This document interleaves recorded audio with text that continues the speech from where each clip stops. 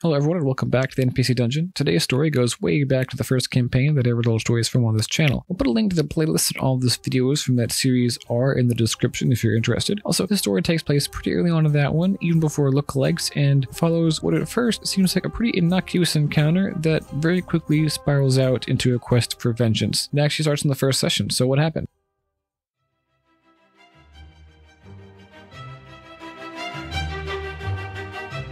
Well, my players were headed out into the forest at the request of their first quest-giving NPC in order to retrieve a map from a kobold den. They're just kobolds, my players thought. It shouldn't be too bad. Of course, that was before they began walking down the forest path that led right into the kobold's hunting grounds. They avoided the ambush, seeing two standing in the path from a distance, but while they were planning, one of the players ran off to fight the kobolds head-on. He didn't last very long. When the other players came to the rescue, what ensued was a huge mess. What they didn't know was that those kobolds were just bait. More waited in the trees, arrows at the ready, and there was some in the forest with scalding hot water, boiling oil, and flaming sticks just waiting to surround their prey. It wasn't the kobolds were any stronger, they were just more organized. My players had to retreat and regroup and try again later on. And try again later they did, this time with a new character. The one who rushed in unfortunately fell, but the one who replaced him was none other than Thane, the Blackguard Paladin of legend who I've talked about on this channel before. And this time they were ready. They identified each of the kobolds, developed calls and signals, and positioned themselves around the troop. The party's ranger climbed up a tree and set his sights on one of them while the two rogues snuck around, and after they were in position, Thane stepped down into the fray from the shadows of the forest and made short work of one, terrifying the other kobolds while the rest of the party covered him and moved in. Needless to say, they succeeded this time. And then they spent the next 8 hours exploring the kobold's den, stealing whatever treasure they had, including the map, but this was personal, they couldn't leave yet, and destroying whatever kobolds they could find. They were out for vengeance, and one of the player's characters actually grew to hate kobolds from this encounter, and so I made sure that came up in the future when they encountered other kobolds. They fought a kobold mage and traversed traps set by the kobolds who lived here, one of which included a bit of illusory ground leading into a spike pit. There were several rocks poking up from the ground with blue chalky markers on them. This place marked where the ground was safe to walk on, where the stalagmites poked up from the illusory floor. But my players didn't know this. One decided to walk across the floor but fell through and failed every check on the way down. This character also died, but the others would avenge their name. As they realized what the floor here actually was, they began skipping across only to find kobolds camped out on ledges on either side, ready to shoot arrows at anyone brave enough to try to prance across. Word of the players had traveled through the cavern and the kobolds were mobilizing their defenses. Well, my players were bold enough, so they skipped through, dodging arrows, returning their fire, and won this precarious battle. And luckily enough, I was actually able to introduce the new character in this same session. My player's character just died, had a backup character already ready, and the rest found this character in the torture chamber locked up in a cramped and tiny cage. This is where the bard Amaros the Amorous made their entrance. And there was one more trap left. A maze of tripwires set out like a grid of lasers, all hooked up to explosives embedded in the walls. But my players were wise to these traps by now. They stood back, shot an arrow with the wires, setting off one and causing a chain reaction that blew up the entire doorway. The explosion actually took a while too, so they took some time to play banjos, which you apparently do as you're watching a giant explosion. Apparently two of my players actually had proficiency to play the banjo, completely unplanned, so they put on a kind of a banjo rock concert with the explosion being the pyrotechnics. And the boss, who was literally in the next room watching them do this, was pretty impressed, but they were still set and intent on attacking the players. He was this huge kobold with one of his arms locked in a giant gauntlet that appeared to be decaying and corroding the arm locked inside, but it granted him incredible abilities, including the ability to hurl beams of necrotic energy. Thane really liked that, and he also recognized what this weapon was: the left arm of Obisurus, the ancient long-dead necromancer mentioned in Under the Tower of the Necromancer, and the object of the cult that Thane had belonged to, who focused on the resurrection of this Obisurus. Either way, the giant kobold they defeated seemed to be guarding a similarly giant crystal. As players do, instead of telling people who might know more about this than them or trying to research it, they just smacked it until it broke. The earth shook, and eventually they came across more of these crystals like this in the future, again breaking them too, as you might have guessed. But I'm not going to get into what they do, because by the end of this campaign they still never quite got to the bottom of those crystals, so I might run a second part to that one in the future with these players, and I don't want to spoil it for any of them who might be watching this. So that's where I'm going to end today. Thank you for watching, and I hope you enjoyed the story. Be sure to check out this week's DM advice video. It's about how I generate encounter ideas, and come back next week where I'll talk about things we can do as DMs to stay in practice even while we're not playing as DMs, and we'll talk a little bit more about Grex, a character whose backstory I talked about a little bit more on this channel before. And until next time, let's learn something.